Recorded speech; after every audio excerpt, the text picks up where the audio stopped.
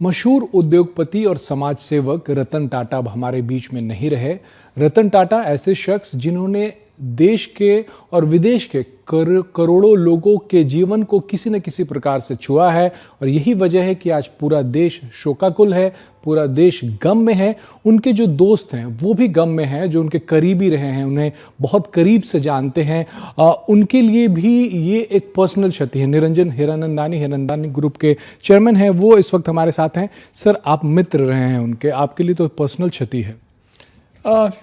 एक अलग ही इंसान थे और मैं बहुत करीब से उनको जानकारी थी 4 साल से, और जितना भी मेरी जानकारी रही है उनसे, मुझे ऐसे लग रहा था कि ये शख्स कोई महात्मा ही है, क्योंकि उनके सोच विचार जो रहे हैं वो एक अलग है।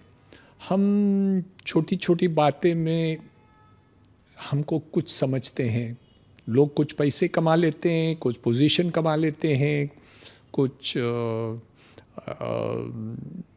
अवार्ड मिल जाता है, हाँ, दिमाग खराब हो जाता है, नशा लग जाता है।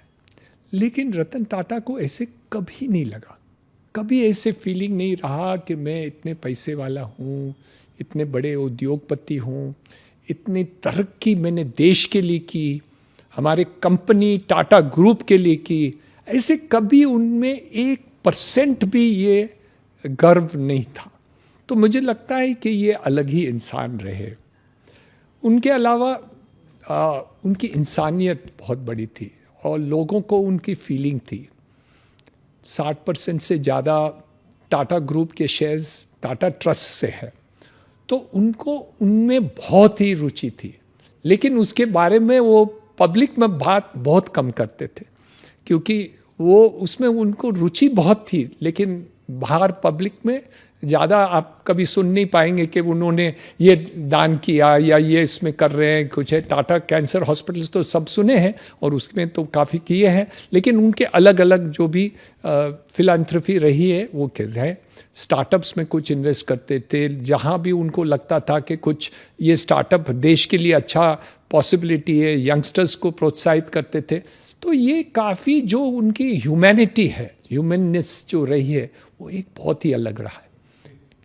उनकी सादगी को लेके अगर रतन टाटा का जिक्र आता है तो सबसे पहली चीज़ जो दिमाग में आती है कि बहुत सादे व्यक्ति हैं, बहुत सादगी थी। एक पैंट और एक शर्ट में हमें बाहर में वो दिखते थे, कभी किसी फंक्शन में जाएं तो बताते हैं कि वो बड़े छोटे से घर में रहते थे, वहाँ सिर्फ उनका कुत्ता और एक स्विमिंग पूल था।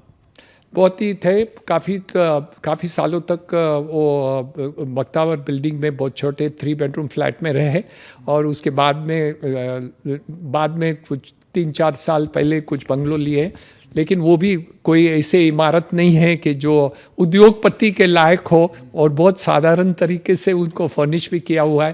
तो लेकिन उनको जो रहते थे ना, वो कुत्ते पर भी उनकी जो प्रेम और सहानुभूति थी ना, वो शायद आज के तारीख में भाइयों में नहीं है, बच्चों को बाप में नहीं है, जो उनको उनके कुत्ते के लिए थी। इतने तक वो उनकी फीलिंग रहती थी, और उनको कुछ लग भी जाए ना तो शायद उनको जितना दुख होता था किसी को नहीं हो, ऐसे आदमी थे। टाटा कैंसर हॉस्पिटल को हम देख ही रहे हैं कि किस तरीके से देश में कैंसर ट्रीटमेंट के लिए एक वरदान साबित हो रहा। आप बता रहे थे कि पार्किंसन के लिए भी वो कुछ कर रहे थे।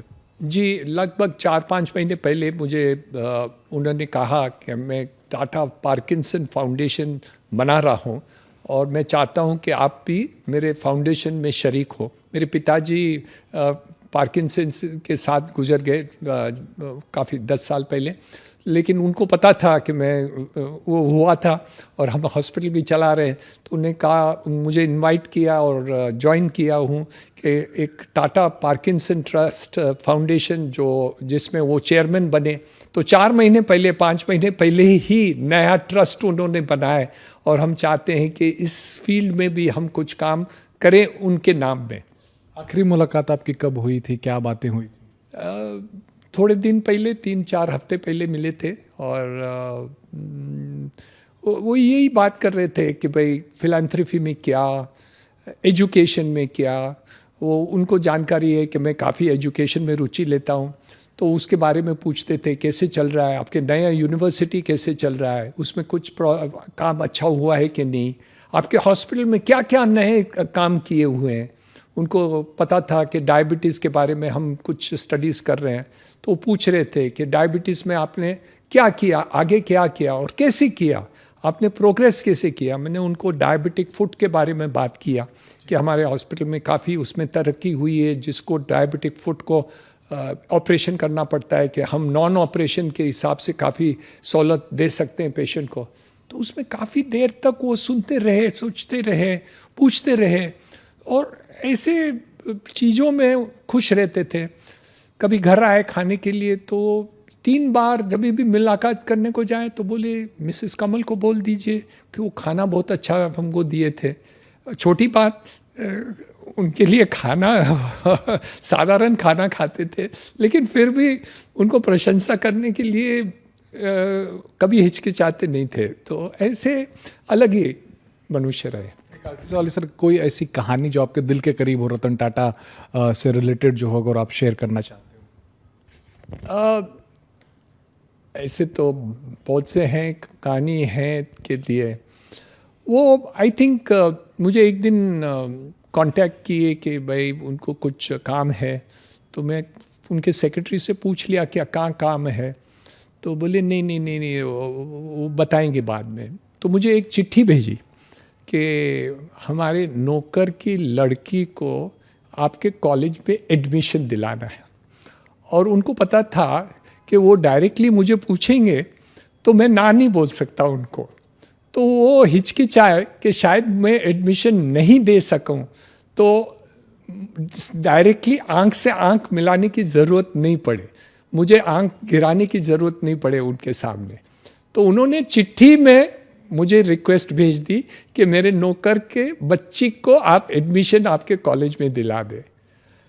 उनकी महानता देखिए कि वो तो सीधा पूछ सकते थे 1 सेकंड में, या उनके सेक्रेटरी के द्वारा ही पूछ सकते थे और उनका काम हो जाता था, लेकिन नहीं, उन्होंने चिट्ठी एक छोटी लिख दी और उनको वैसे लिखा कि आप कर सकें तो आप कोशिश करके इनको एडमिशन दे दी।